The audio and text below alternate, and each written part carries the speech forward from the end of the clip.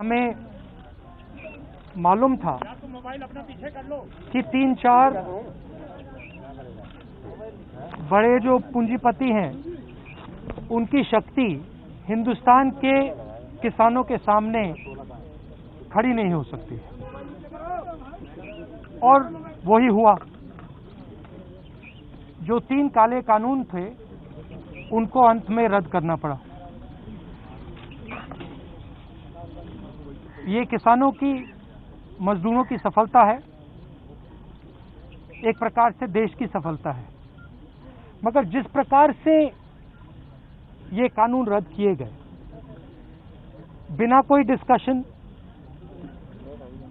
Parliament में इसके बारे में चर्चा नहीं होने दी,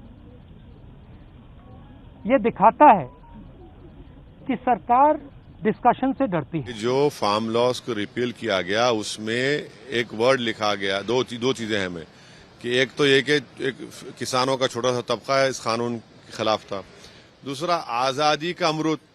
अरे भैया, ये सरकार अगर मुजाहिदीन आजादी को मानती है तो उनका पैगाम, उनका स्पिरिट क्या था कि देश में कंसेंसस और कंसेंट पैदा करे कानून बनाएंगे।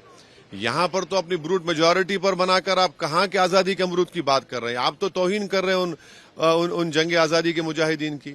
और अगर छोटा सा तबका खिलाफ है तो भारत में आज एक बहुत बड़ा तबका जो संविधान को चाहता है और मोहब्बत करता है, वो ये कह रहा है कि CAA का कानून रिलीजन की बुनियाद पर बनाया गया, जो आर्टिकल 14 का ग्रेव वायलेशन है।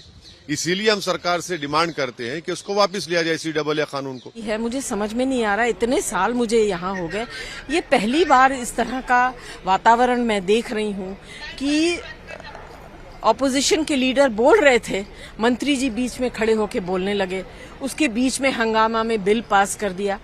ये क्या है? मुझे तो लगता है कि अभी एक स्पेशल बिल पास कराना चाहिए कि पार्लियामेंट के सुरक्षा के लिए बिल। ये कुछ मतलब ही नहीं होता है। छोटी पार्टीज हैं, उनको बोलने का मौका नहीं मिलता है।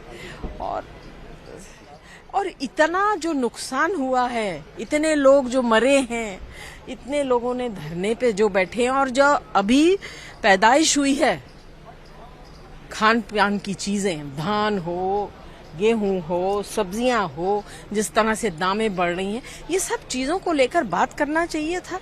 फार्मर्स तो काम पे गए नहीं, उत्पादन कुछ हुआ नहीं। कर क्या रही है सरकार? हवा में हम लोग खाना खाएंगे क्या?